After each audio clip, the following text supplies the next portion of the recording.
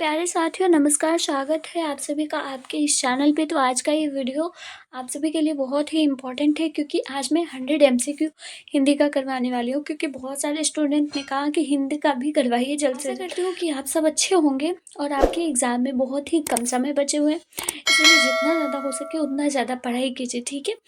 और टाइम बिल्कुल भी वेस्ट मत कीजिए। और अगर अभी कोई बच्चे लाइव क्लासेस को देखते हैं तो प्लीज़ मैं उनसे रिक्वेस्ट करूँगी कि लाइव क्लासेस को नहीं देखें, वो रिकॉर्डेड क्लासेस को 2x की स्पीड पर वॉच करें।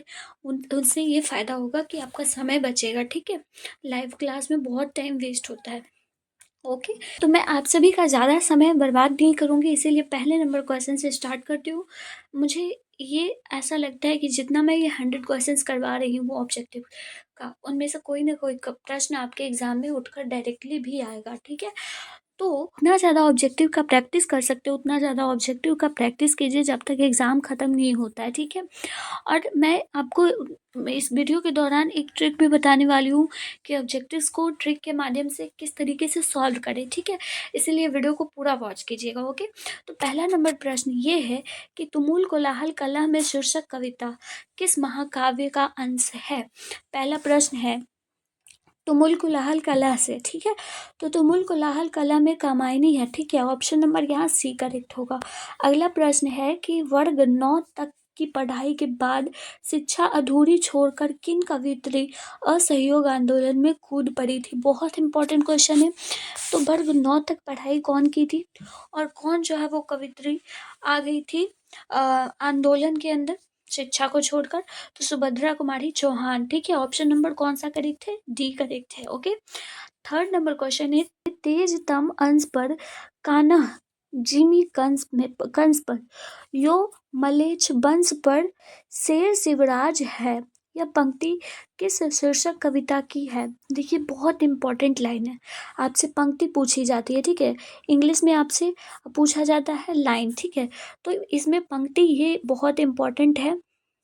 ये पंक्ति जो है वो कहाँ से ली गई है। तो देखिए यहाँ पर आपको जैसे वंश याद रखना है, मलेच्छ वंश याद रखना है, शिवराज याद रखना है कि ये सब कनेक्ट करके देखिए वर्ड को, ठीक है। यही तो ट्रिक है कि किसी भी ऑब्जेक्टिव को सॉल्व करने के लिए आपको किसी किसी वर्ड को कनेक्ट करना होता है, ठीक है। तो ये जो है शिवराज हो गया, मलेच्छ वंश हो गया, जिसमें कवित्त पाठ में ये सारी बातें की गई है, ठीक है। कवित्त पाठ में तो कौन सा ऑप्शन करेक्ट होगा, ऑप्शन नंबर ए करेक्ट होगा, ठीक है। अगला प्रश्न है कि भूषण ने किस रस को प्रमुखता दी है। तो भूषण ने सबसे ज्यादा वीर रस को प्रमुखता दी है, ठीक है। ऑप्शन बी करेक्ट होगा। अगला है गोस्वामी तुलसीदास हिंदी के कैसे कवि कवि नहीं महाकवि थे। तो गोस्वामी यानी कि तुलसीदास जो है वो हिंदी साहित्य के जातीय महाकवि हैं, ठीक है। जातीय महाकवि हैं। ऑप्शन नंबर कौन सा सही है, ए करेक्ट होगा। अगला प्रश्न है म का उच्चारण स्थान क्या है। म को कहाँ से बोलते हैं हम लोग, म को बोल के देखिए। तो म जब बोलते हैं तो हमारा ओष्ठ जो है वो स्पर्श होता है, तो ओष्ठ हो जाएगा, ठीक है। ऑप्शन नंबर बी करेक्ट होगा। अगला प्रश्न है पृथ्वी से शब्द का संधि विच्छेद करना है।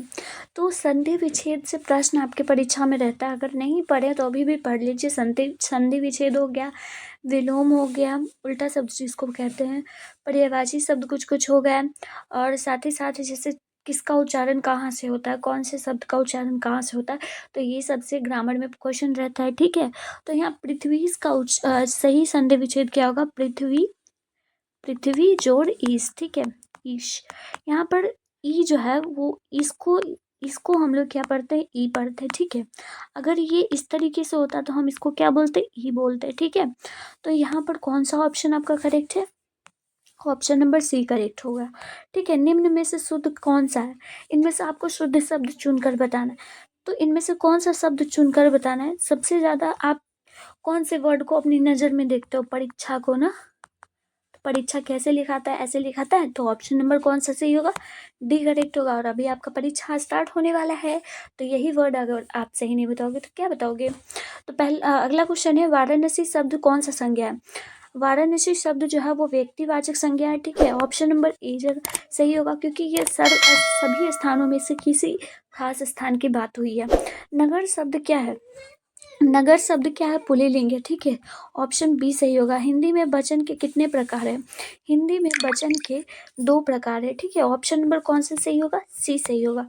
अगला है तीर से बाघ मार दिया गया। तीर से बाघ मार दिया गया किस कारक का उदाहरण है ये? तो ये जो है आपका करण कारक का उदाहरण, ठीक है, करण कारक। ऑप्शन नंबर डी करेक्ट होगा। ओके।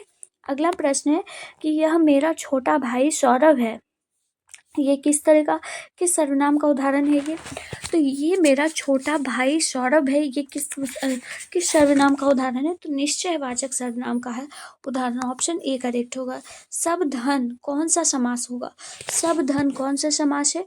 तो परिमाण बोधक है, ठीक है, परिमाण बोधक। ऑप्शन नंबर बी करेक्ट होगा। ओके। अगला प्रश्न आप सभी का ये है कि क्रिया का कितना भेद होता है? तो क्रिया का 2 भेद होता है ना, सकर्मक और अकर्मक। तो यहाँ कौन सा सही होगा? ऑप्शन सी करेक्ट होगा। अगला प्रश्न है कि वह जाएगा किस काल का ये उदाहरण है? वो जाएगा यानी कि भविष्य काल की उदाहरण है ये। ऑप्शन डी करेक्ट होगा। पगड़ी शब्द क्या है? पगड़ी शब्द क्या है? तो पगड़ी शब्द जो है वो देशज है, ठीक है, यानी कि देसी भाषा है।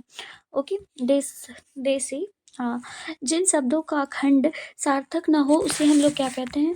जिन शब्दों का खंड जो है वो सार्थक ना हो उसको रूट कहते हैं, ठीक है। ऑप्शन नंबर यहाँ पर बी करेक्ट होगा। विनय शब्द में उपसर्ग क्या है? विनय शब्द में उपसर्ग क्या हो जाएगा? बी जो हो जाएगा उपसर्ग हो गया, यानी कि शब्द की शुरुआत में लग गया। ऑप्शन नंबर यहाँ सी करेक्ट होगा। अगला प्रश्न है वंदना शब्द में प्रत्यय क्या होगा? वंदना शब्द में प्रत्यय जो है अना जो है, नहीं, आ जो है यहाँ पे प्रत्यय होगा, क्योंकि बंद जोड़ बंद, एक सेकेंड, बंद जोड़ ए है, बंद जोड़ बंधन, बंधन जोड़ आ, ठीक है। तो यहाँ आ जो हो जाएगा वो प्रत्यय हो जाएगा। मामा शब्द का विशेषण क्या होगा? मामा शब्द का विशेषण क्या होता है? तो ममेरा होता है। यथा शीर्ष शब्द कौन सा समास है? तो ये जो है आपका अविभाव समास है। रचना की दृष्टि के वाक्य के कितने प्रकार है? रचना की दृष्टि से वाक्य के कुल 3 प्रकार हैं। ऑप्शन सी सही है। अगला प्रश्न है हर तरह के संकट से घिरे रहने पर भी वह निराश नहीं हुआ, किस वाक्य का ये उदाहरण है? ये जो है वो सरल वाक्य है। ऑप्शन नंबर डी करेक्ट होगा। अगला प्रश्न क्या है? निम्न में से शुद्ध वाक्य कौन सा है? निम्न में से शुद्ध वाक्य यहाँ पर क्या हो जाएगा? यह कहना आपकी गलती है, शब्द केवल संकेत मात्र है। यहाँ पर ऑप्शन नंबर ए सही है, ठीक है। यह कहना आपकी गलती है। अतरंग जो है उसका विलोम बताना है। अतरंग का विलोम क्या हो जाएगा? बहिरंग, ठीक है। जिसके समान द्वितीय नहीं हो, मतलब द्वितीय नहीं, जिसके समान कोई और नहीं हो उसको हम लोग क्या बोलते हैं? अद्वितीय। ऑप्शन सी सही होगा। अगला प्रश्न है अंगारों पर लौटना मुहावरे का अर्थ क्या होता है? अंगारों पर लौटना यानी कि ईर्ष्या से व्याकुल होना। ऑप्शन डी करेक्ट होगा। अर्श का पर्यायवाची क्या होगा? तो तुरंग होगा। ऑप्शन नंबर ए करेक्ट होगा। अगला प्रश्न है उसने उस पुस्तक को खरीदा जो उसके मित्र का था, ये किस तरीके का वाक्य है? तो ये जो है आपका मिश्र वाक्य है। ऑप्शन नंबर बी करेक्ट होगा। अधिनायक शीर्षक कविता किस कविता संग्रह से ली गई है? अधिनायक शीर्षक कविता जो है वो कहाँ से ली गई है? तो आत्मा के विरुद्ध इसी से अधिनायक ली गई है। ऑप्शन डी करेक्ट होगा। अगला है एक लेख और एक पत्र में शीर्षक पाठ क्या है? एक लेख और एक पत्र में शीर्षक पाठ क्या है? तो ये किस तरीके की पाठ है ये बोली गई यहाँ पर? तो ऐतिहासिक पत्र है। ऑप्शन नंबर ए करेक्ट होगा, ठीक है। भगत सिंह के पिता का नाम क्या था?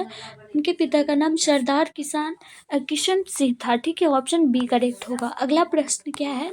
ओ सदैनिरा शीर्षक पाठ के अनुसार सन 1962 का बाढ़ का दृश्य जिन्होंने देखा उन्होंने रामचरितमानस में किसके क्रोध रूपी नदी का बाढ़ याद आ गई थी? मतलब कि यहाँ पर आपसे बोला गया है कि कौन सी नदी का नाम है? केकई के, मतलब कि किसके क्रोध रूपी, मतलब किनके क्रोध रूपी वहां पर बाढ़ आ गई थी? तो केकई के, ठीक है। ऑप्शन नंबर सी करेक्ट होगा। ओ सदैनिरा पाठ के अनुसार गांधी जी ने आश्रम विश्वविद्यालय में कहाँ स्थापित किया गया था? यानी कि आश्रम विद्यालय कहाँ स्थापित उन्होंने किया था गांधी जी ने? वो सदानेरा पाठ का ये अगला प्रश्न है, मोहन राकेश किस आंदोलन के प्रमुख हस्ताक्षर है? मोहन राकेश जो है वो नई कहानी आंदोलन के प्रमुख हस्ताक्षर है। ऑप्शन ए करेक्ट होगा। सिपाही की मां शीर्षक पाठ में हरियो का चलता फिरता ढांचा कौन है? सिपाही की माँ का ये प्रश्न है। तो हरियो का चलता फिरता जो ढांचा है वो दीनू कुम्हार है। ऑप्शन नंबर कौन सा सही है? बी करेक्ट होगा। ठीक है, ये सब इनर पार्ट का क्वेश्चन है और ये सारे क्वेश्चन जो पता है आपको, ये सारे क्वेश्चन पिछले साल नहीं 2022 का, हाँ 2022 का ये क्वेश्चन पूछा गया है आपके फाइनल एग्जामिनेशंस में। तो इसलिए मैं आपको करवा रही हूँ। इस समझ के आप लोग PYQ समझ के इसको पढ़िए। ठीक है, क्यों? क्योंकि इससे क्वेश्चन आ सकता है आपके एग्जाम में। आलोचना त्रैमासिक के प्रधान संपादक कौन है? कौन है संपादक यहाँ पर? नामवर सिंह। प्रगति और समाज शीर्षक पाठ के अनुसार आचार्य रामचंद्र शुक्ल के काव्य सिद्धांत के आदर्श क्या थे? काव्य सिद्धांत के आदर्श जो थे वो प्रबंध काव्य थे। ठीक है, ऑप्शन नंबर डी करेक्ट होगा आपका। अगला प्रश्न है, जूठन शीर्षक आत्मकथा में स्कूल के हेडमास्टर का नाम क्या था? हेडमास्टर का नाम कालीराम था। ठीक है, सौभाग्य शब्द का विलोम आपको बताना है। सौभाग्य शब्द का क्या होता है विलोम? दुर्भाग्य होता है। पत्नी शब्द का पर्यायवाची शब्द क्या हो जाता है? अर्धांगिनी होता है। ठीक है, पर्यायवाची मतलब सिमिलर वर्ड। ठीक है, हमारे जीवन को देखकर दुश्मन भाग गए। हमारे जीवन को जवानों को देखकर दुश्मन भाग गए। ये सरल वाक्य कहाँ जा सकता है? कौन पदबंध है? कौन सा पदबंध है ये? कहाँ जा सकता है? ये क्रिया पदबंध है। चतुर्भुज शब्द कौन सा समास है? चतुर्भुज यानी कि ये द्विगु समास हो जाएगा। द्विगु समास में पहला शब्द जो हो जाएगा वो संख्यावाची हो जाएगा, तो उसको द्विगु समास कहते हैं, यानी कि चार राहों का समारोह ये भी कह सकते हैं। विकास शब्द का विशेषण क्या होगा? विकास शब्द का विशेषण जो हो जाएगा वो विकसित हो जाएगा। संज्ञा और सर्वनाम संज्ञा सर्वनाम और विशेषण के अंत में लगने वाला प्रत्यय को क्या कहा जाता है? तद्धित कहा जाता है। ऑप्शन ए करेक्ट होगा। ठीक है, अगला क्वेश्चन है कि य र ल व कौन सा व्यंजन है? य र ल व कौन सा व्यंजन है? अंतस्थ व्यंजन है। अगर व्यंजन आपने पढ़ा होगा तो आपको पता होगा। हिंदी में अनुनासिक हिंदी में अनुनासिक वर्णों की संख्या कितनी है? हिंदी में अनुनासिक वर्णों की संख्या 5 है। दिगंबर शब्द का संधि विच्छेद करना है। दिगंबर का दिक जोड़ अंबर होता है। ठीक है, दिक जोड़ अंबर, ऑप्शन ए करेक्ट होगा। किन्होंने प्रायः लंबी कविताएं लिखी है? प्रायः लंबी कविताएं लिखने वाले कौन है? गजानन माधव मुक्तिबोध है। ऑप्शन ए करेक्ट होगा। इबारत से गिरी मात्राएं शीर्षक कविता संग्रह किनकी रचना है? ये किनकी रचना है? तो अशोक वाजपेयी की रचना। ऑप्शन बी करेक्ट होगा। अगला प्रश्न है, गांव का घर शीर्षक के अनुसार पंचायती राज में कौन खो गए हैं? तो गांव के शीर्षक के अनुसार पंचायती राज में जो है वो पंच परमेश्वर खो गए हैं। हार जीत शीर्षक कविता में मशक वाला क्या कर रहा था? मशक वाला जो था वो सड़कें सींच रहा था, क्योंकि नेता जो है वो जीत कर आज वो रोड पर दौड़ लगाने वाले थे। समझ रहे हैं? अगला प्रश्न है, स्कर्स का प्रकाश बुलौआ शहर से कितनी मील दूर से आने वाला है? कितनी मील दूर से? 10 कोस दूर से। ठीक है, अशोक वाजपेयी जी ने कहाँ रहकर स्वतंत्र लेखन किया था? अशोक वाजपेयी ने कहाँ रहकर स्वतंत्र लेखन किया था? तो दिल्ली में रहकर उन्होंने स्वतंत्र लेखन किया था। प्यारे रहने बेटे शीर्षक कविता के नायक कहाँ के रहने वाले थे? तो वो जो थे वो रायपुर छत्तीसगढ़ के रहने वाले थे। ऑप्शन डी करेक्ट होगा। लेखन आपको स्क्रीन पे एक लेखक का पाठ दे देती हूँ, वहाँ से आप लोग चेकआउट कर लेना। लिखने का कारण शीर्षक निबंध किस लेखक की रचना है? लिखने के कारण शीर्षक निबंध किस लेखक की रचना है? तो ये जो है वो रघुवीर सहाय की रचना है। ठीक है, लिखने का कारण ये उनकी रचना है। अगला प्रश्न है, गजानन माधव मुक्तिबोध अपने रचनात्मक जीवन में किन दो प्रधान वैश्विक विचारधाराओं के संसर्ग में आए?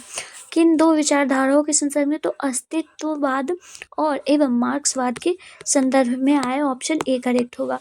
नील जल में या किसी की गौर झिलमिल देह जैसे हिल रही हो, ये पंक्ति कहाँ से ली गई है? तो ये पंक्ति जो है वो उषा पाठ से ली गई है। ठीक है, ऑप्शन बी करेक्ट होगा। यानी कि सूर्य की किरणें की यहाँ पर बात हो रही है, जो कि नदियों में वो झिलझिला रही है। जब सुबह होती है, भोर होती है तो। सूरदास किस भाषा के कवि है? सूरदास ब्रजभाषा के कवि है। ऑप्शन नंबर सी करेक्ट होगा। अगला प्रश्न है, गीतावली किसकी रचना है? गीतावली किसकी रचना है? बहुत इंपॉर्टेंट क्वेश्चन है। गीतावली जो है वो तुलसीदास की रचना है। नावादस किसके कालीन थे? नावादस किसके रामकालीन थे? तो तुलसीदास के रामकालीन थे। ऑप्शन ए सही होगा। हार जीत शीर्षक कविता किस प्रकार की रचना है? हार जीत शीर्षक जो है वो गद्य कविता है। गद्य कविता है नहीं, हार जीत जो है वो आपका, हाँ सही है, गद्य कविता। ऑप्शन नंबर ए करेक्ट होगा। शोक गीत कौन सा है बताइए तो जरा सा। मीरा ने अपना प्रियतम किसे माना था? किसे माना है? मीरा ने अपना प्रियतम जो है वो कृष्ण को माना है। मीरा, मीरा, हाँ ठीक है। अगला प्रश्न क्या है? अगला प्रश्न है, शिवा बावनी के कितने मुक्तो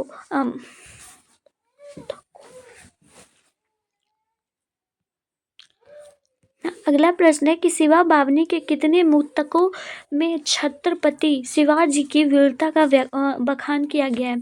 कितने में किया गया? तो 52 मुक्तकों में किया गया। तो ऑप्शन नंबर सी करेक्ट होगा। झरना शीर्षक काव्य संकलन किस कवि की रचना है?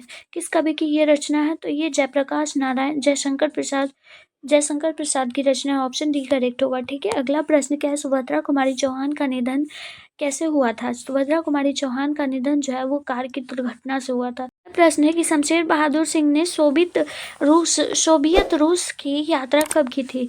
शमशेर बहादुर सिंह ने सोवियत रूस की यात्रा जो है वो 1978 को की थी। बहुत इंपॉर्टेंट क्वेश्चन है। ठीक है। अगला है, नील नदी अमेजन मिसौरी में बेदन से गीत हुई।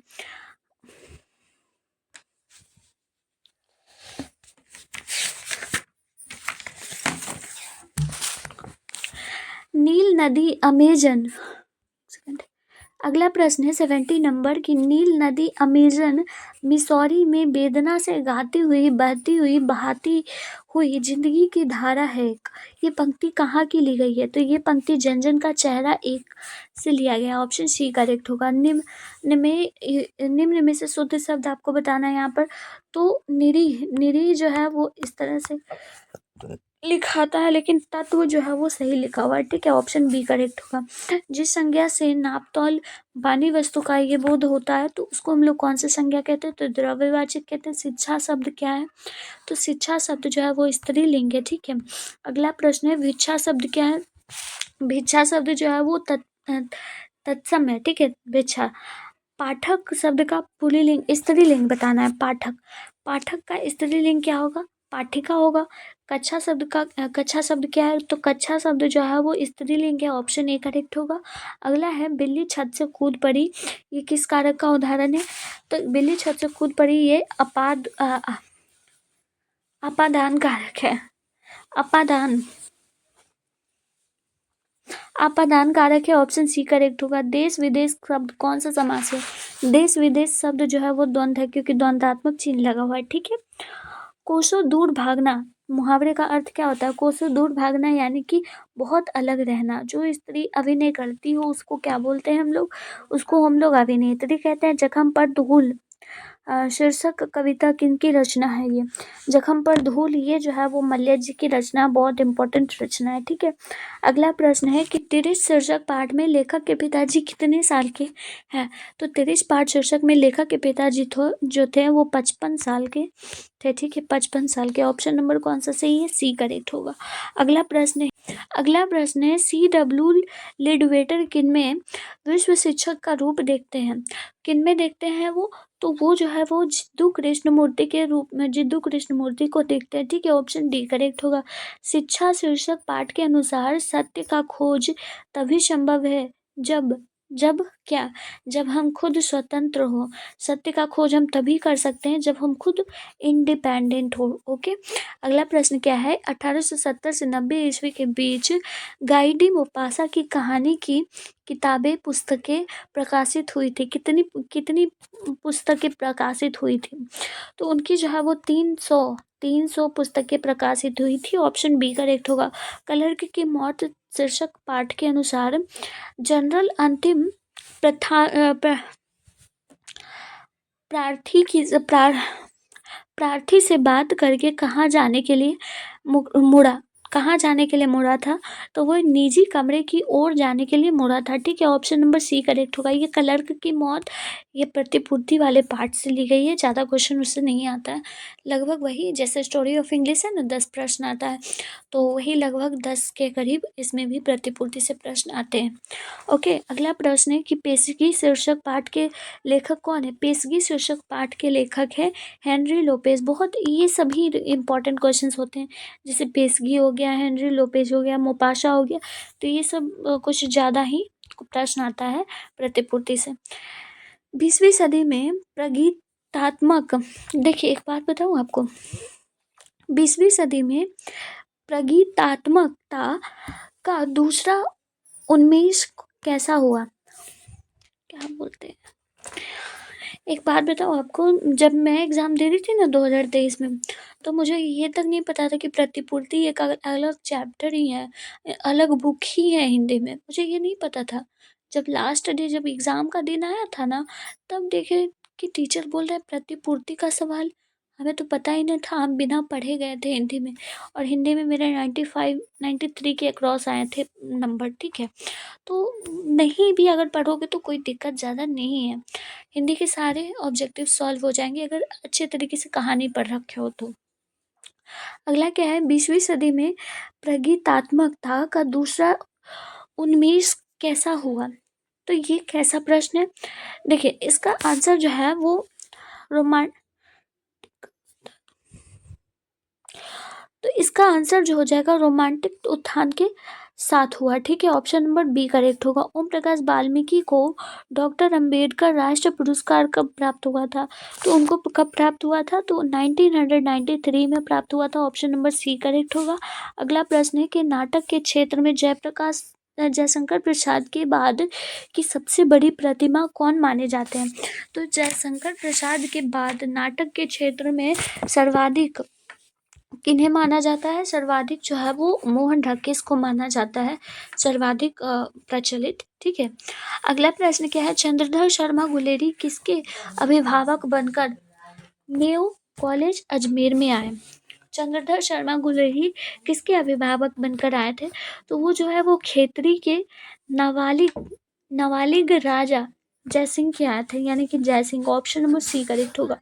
बातचीत शीर्षक निबंध के अनुसार रस का समुद्र किनकी बातचीत में उमड़ा चला जाता है, तो किनकी बातों में उमड़ा चला जाता है, क्योंकि जब हम दो हम सहेलियों की बातचीत होती है तो वो बातचीत ना जाने कब दिन से रात हो जाता है पता नहीं चलता है। ठीक है, अगला प्रश्न क्या है, उसने कहा था शीर्षक कहानी में यह किसने कहा कि उद्यमी उठ सिगड़ी में कोले डाल, ये जो बात है, ये लाइन जो है वो किन्होंने कहा था, किन्होंने बोली थी, तो ये सूबेदार हजारा सिंह ने बोला था। ठीक है, ऑप्शन नंबर बी करेक्ट होगा।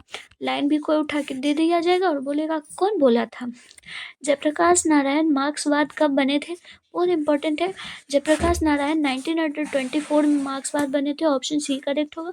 जयप्रकाश नारायण का पुकारू नाम क्या है, देखिए उनको क्या कौन से नाम से बोला जाता है, तो उनको बाउल के नाम से जाना जाता है। ऑप्शन नंबर डी करेक्ट होगा।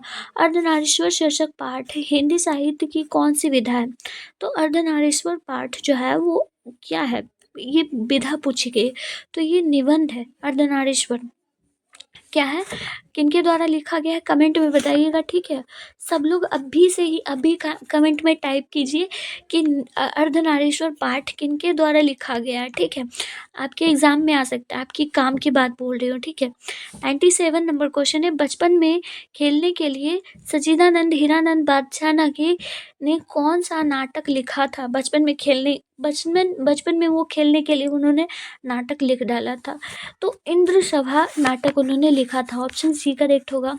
ठीक है, रोज शीर्षक कहानी में मालती मिट्टी का बर्तन गर्म पानी से क्यों धो रही थी, क्यों वो धो रही थी, तो वो दही जमाने के लिए धो रही थी। ठीक है, दही जमाने के लिए ऑप्शन नंबर डी करेक्ट होगा। ये सब प्रश्न वही बच्चे सॉल्व कर सकते हैं जिन्होंने कहानी को बारीक से पढ़ी होगी, ठीक है, और उनको याद होगा कि हाँ क्या क्या किन्होंने बोला है, क्या क्या कौन काम किए हैं, क्यों काम किए।